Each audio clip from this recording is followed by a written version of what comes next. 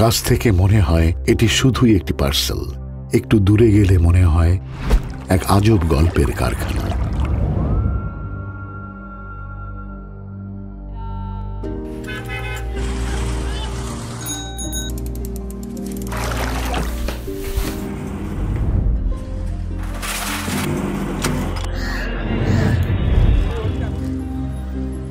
আব্দুল করিম ভোরের আলো ফোটার আগেই বেরিয়ে পড়েন তিনি। তার টুকরিতে থাকে শত শত গল্পের শুরু।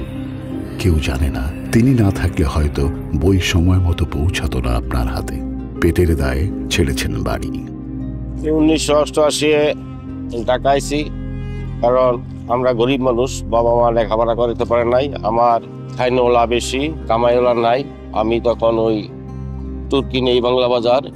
আমার এই তুর্কির বই পড়া অনেকে ডাক্তার, উকিল, বড় বড় বিচার হয়। এই কারণে আমি এই পূজা বাড়ি মনে করি না। আমার মনে হয় যে এটা একটা জ্ঞানের পূজাটা নেই, এই কারণে আমার কষ্ট লাগে না, আমার খুবই ভালো লাগে। আরশেদ আলী দিন রাত বইয়ের পাতা সাজান। আঙুরের ছোঁয়ায় কাগজ হয়ে যায় বই, খসখসে কভার হয় স্বপ্নের জানালা। মলাটে নাম থাকে না, কিন্তু আঙুলে থাকে হাজারো সুঁয়ের ছাপ। আমার এই বাদাই করা বইটাই রকমারির মাধ্যমে 56,000 বর্গমাইল এরিয়া ছড়িয়ে যাচ্ছে। হয়তো এই বইটাই পঞ্চগড়ে বসে একজনে পড়তেছে।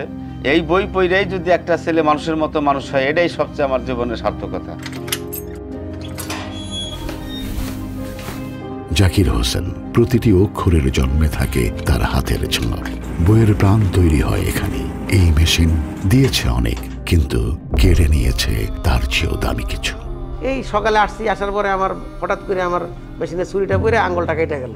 কিন্তু আঙ্গুল গেছে বাবা, দুঃখ নাই, কিন্তু আমার এই বই পড়ে অনেকে অনেক বড় কিছু হয়েছে, এতে আমার সুখ।